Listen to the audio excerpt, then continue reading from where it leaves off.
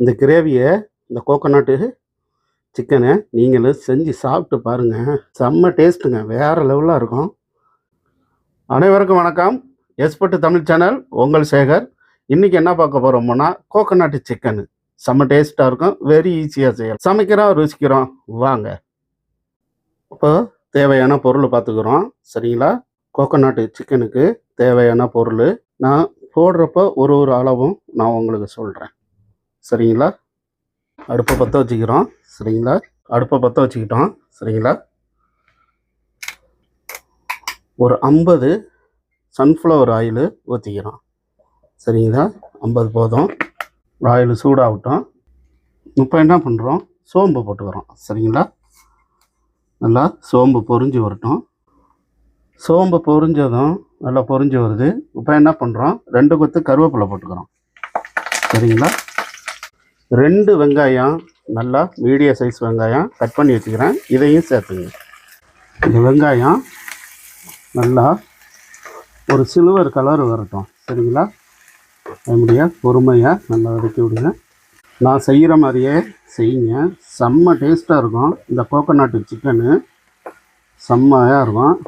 நான் எப்படி செய்கிறேனோ அதே மாதிரி செய்யுங்க. சில்வர் கலர் வந்துருச்சு. எல்லாம் பார்த்துங்க, வெங்காயம் எந்த அளவுக்கு இருக்கணும். ஸ்பூனு இஞ்சி பூண்டு பேஸ்ட்டு, சரிங்களா? இந்த நல்லா ஆயிலில் நல்லா வதக்கி விடுங்க. இஞ்சி பூண்டு வாசனை கொஞ்சம் கலர் மாறட்டும்.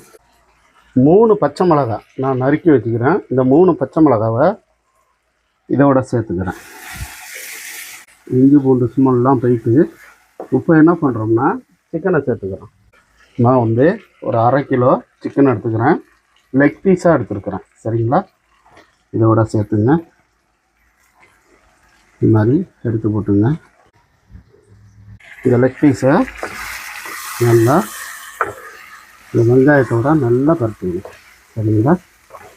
சிக்கனில் வந்து தண்ணி விடும், அதனால் கொஞ்சம் அப்படியே வேகட்டும், சரிங்களா? தேவையான சால்ட்டு போட்டுக்கிறேன், நீங்களும் தேவையான சால்ட்டு போட்டுங்க.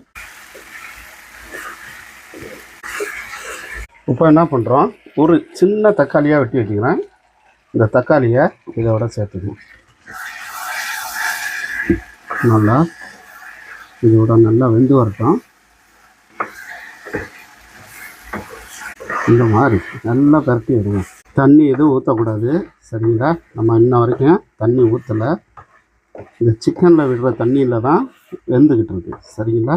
நான் மஞ்சத்தூள் ஒரு 1/4 டீஸ்பூன் எடுத்து வச்சுக்கிறேன், போதும். ரொம்ப மஞ்சத்தூள் சேர்க்க வேண்டாம். இதை நல்லா பெரட்டி விட்டுருங்க, சரிங்களா?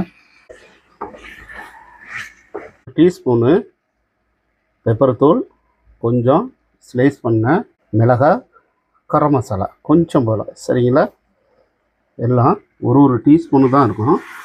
இந்த மசாலாவையும் நல்லா பெரட்டி விடும். நம்ம ஹை ஃப்ளேமில் வச்சுக்காதீங்க, மீடியமாக வச்சுங்க, சரிங்களா? இது கொஞ்சம் பொறுமையாக குக் ஆகட்டும். நம்ம முந்திரி பாதத்தை அரைச்சி எடுத்துக்கிறோம். நான் ஒரு 10 போல் முந்திரி எடுத்துக்கிறேன், ஒரு 15 பாதம் எடுத்துக்கிறேன், சரிங்களா? இதை ஒரு மிக்ஸி ஜாருக்கு போட்டு நல்லா கொஞ்சமாக தண்ணி ஊற்றி ஃபைன் பேஸ்ட்டாக அரைச்சிக்கிறோம். இப்போ என்ன பண்ணுறோம், இந்த முந்திரி பாதத்தை அரைச்சிக்கிட்டேன், இதோட நல்லா இப்படி ஊற்றிங்க, சரிங்களா? இந்த ஜாரையும் கழுவி அதோட ஊற்றிங்க, நல்லா நிரப்பி விடுங்க. டேஸ்ட்டு வேறு லெவலாக இருக்குங்க, இது செம்மையாக இருக்கும். ஆனால் கொஞ்சம் பொறுமையாக பார்த்து செய்யணும். ரொம்ப ஹை ஃப்ளேமில் வச்சிடக்கூடாது, மீடியமாக வச்சு இதை வேக விடுங்க. இதோட ஊற்றிக்கிட்டேன். நல்லா கோகோனட் மில்க்கை ஊற்ற போகிறோம், தேங்காய் பால் சூப்பராக இருக்குங்க, சரிங்களா? இப்போ என்ன பண்ணுறோம், தேங்காய் பால், சரிங்களா? நல்லா திக்கான பாலாக இது மாதிரி எடுத்துங்க. அவ்வளோதாங்க. இப்போ என்ன பண்ணுறோம், நல்லா இந்த தேங்காய் பாலை ஊற்றிட்டு நல்லா இந்த மாதிரி கலரி விடுங்க, சரிங்களா? அப்படியே இருக்கட்டும். நல்லா கொதிச்சு வருது, இந்த மாதிரி அடி பிடிச்சிடக்கூடாது, சரிங்களா? சூப்பராக வந்துடுச்சு. இங்கே பாருங்கள், நல்லா சிக்கன்லாம் நல்லா வெந்து வந்துடுச்சு. இன்னும் கொஞ்சம் வேகட்டும். நம்ம ஆயிலே வேக விட்டுட்டோம் சிக்கன்லாம். சரிங்களா? சூப்பராக சிக்கன் வந்துடுச்சு. இப்போ என்ன செய்கிறோம், லைட்டாக மேலே மல்லித்தழை போட்டுக்கிறோம். மல்லித்தழை போட்டு ஆஃப் பண்ணுறோம். மேலே லைட்டாக இப்படி மல்லித்தழை தூவி அவ்வளோதாங்க. இப்போ அடுப்பை ஆஃப் பண்ணிக்கிறோம். சரிங்களா? பாத்திரத்துக்கு மாற்றி நான் உங்களுக்கு காட்டுறேன். சரிங்களா? நல்லா அருமையாக இருக்குங்க கிரேவி. செம்ம டேஸ்ட்டாக இருக்கும். நான் உங்களுக்கு ஒரு சின்ன பாத்திரத்தில் தான் மாற்றி காட்டுறேன். இந்த கிரேவியை, இந்த கோகோனட்டு சிக்கனை நீங்களும் செஞ்சு சாப்பிட்டு பாருங்கள். செம்ம டேஸ்ட்டுங்க, வேறு லெவலாக இருக்கும்.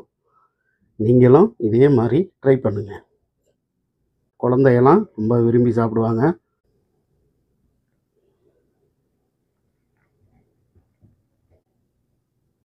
நீங்களும் இதே மாதிரி இந்த கோகோனட்டு சிக்கனை செஞ்சு சாப்பிட்டு பாருங்கள். வேறு லெவலாக இருக்கும் டேஸ்ட்டு. செம்ம டேஸ்ட்டாக இருக்கும். எஸ்ஃபுட் சேனலுக்கு சப்ஸ்கிரைப் பண்ணுங்கள், லைக் பண்ணுங்கள், கமெண்ட் பண்ணுங்கள். Okay bye. உங்கள் சேகர்.